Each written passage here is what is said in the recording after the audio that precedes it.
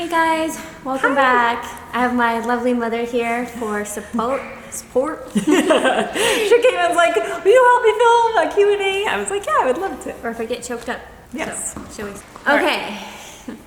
So it's Q&A time. I know quite a few of you had a lot of questions after I have finally opened up about being married. That sounds kind of weird. It does sound. Anywho, so we're just gonna. Your hair looks so beautiful. I'm just saying. It looks really pretty today. It looks pretty every day, but okay.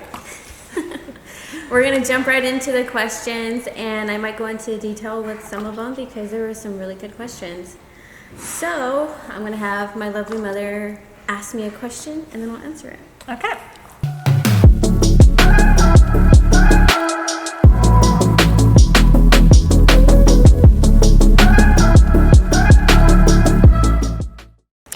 Does Scarlett still go to her dad's?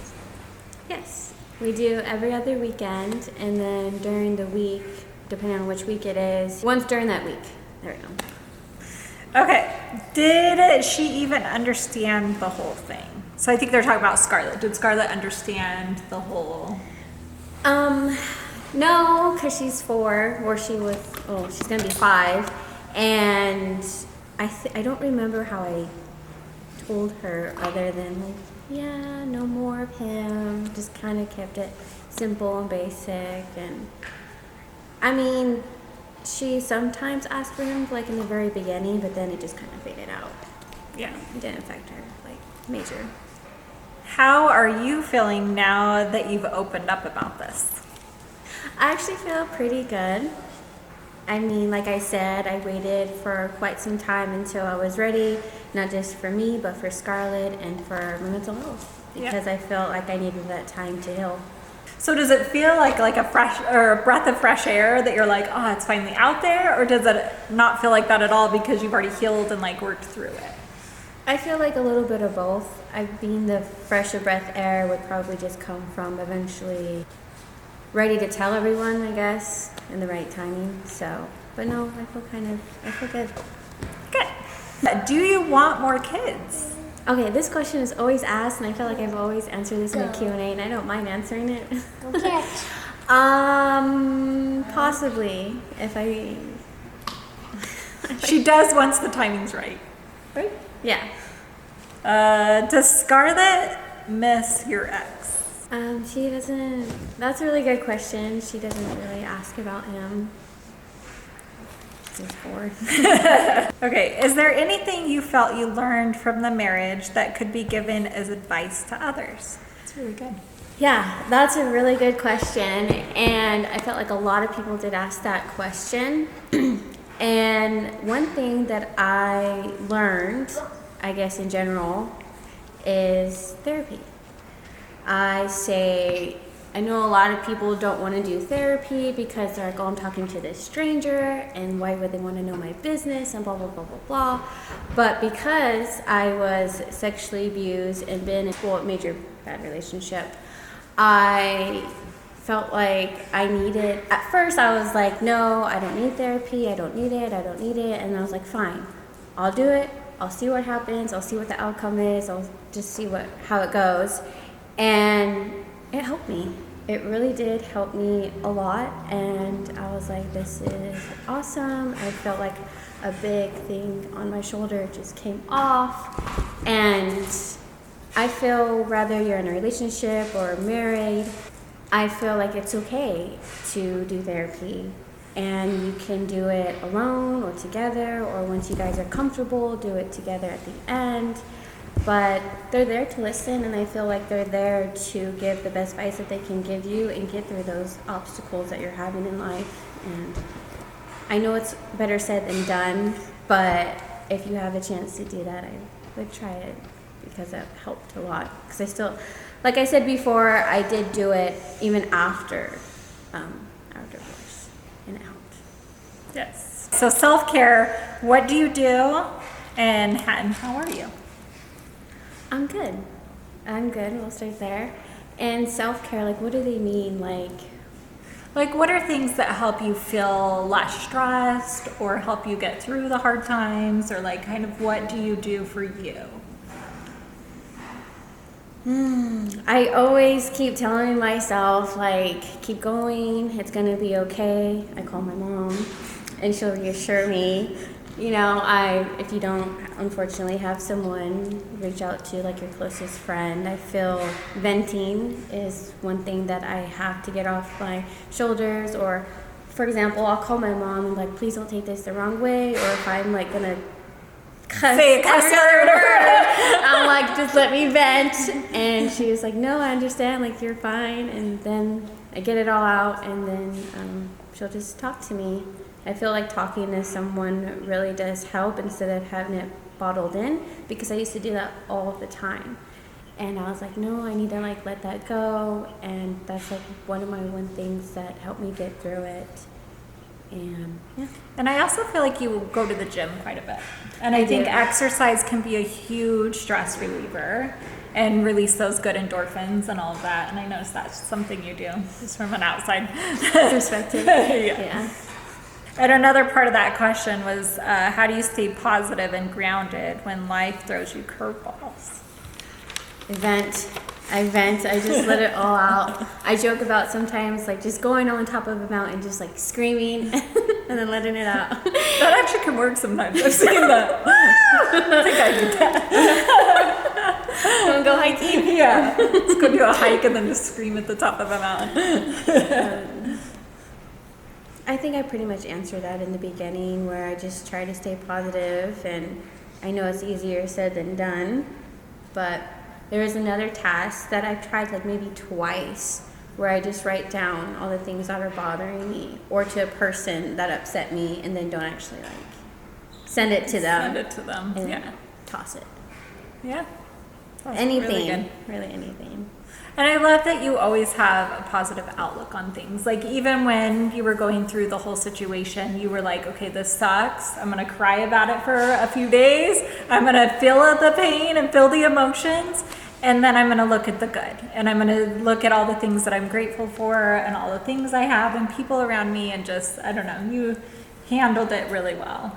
I look back and see how far I have come and what I have accomplished. And yeah, I cry, then I boss up. It's not always easy, you know. I love that. Okay, next one. Okay, did it put a strain on you and Bella's relationship because she's the one that leaked it on accident? At first I was, like, upset, you know, because I wanted to be, at the time with my ex, just like the two of us and be intimate, but no, it never really put anything towards us or anything, where we have a good bond. Yeah.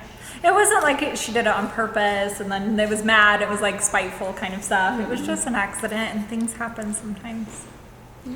So with my relationships, I have this imaginary little list in my head, and it's a little checklist of all the things that I want, all the traits that I want to see in a guy.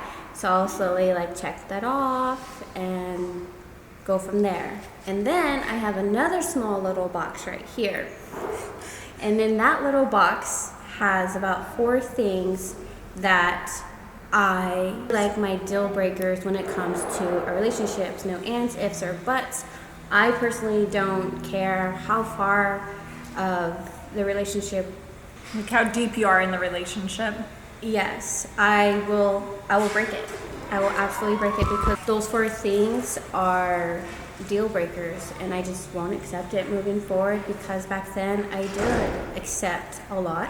Abusive relationship, walked all over me, took advantage of me. Like, I feel like everything in the book, I've been hurt in that way.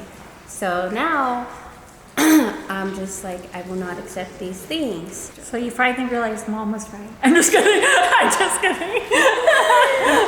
Do you remember, though, when you're just like, if he does this, this, or this, or this, I will not. And it's the same thing for me. I took that, and that was probably the best advice that I've ever had from my parents, and I've held it ever since then.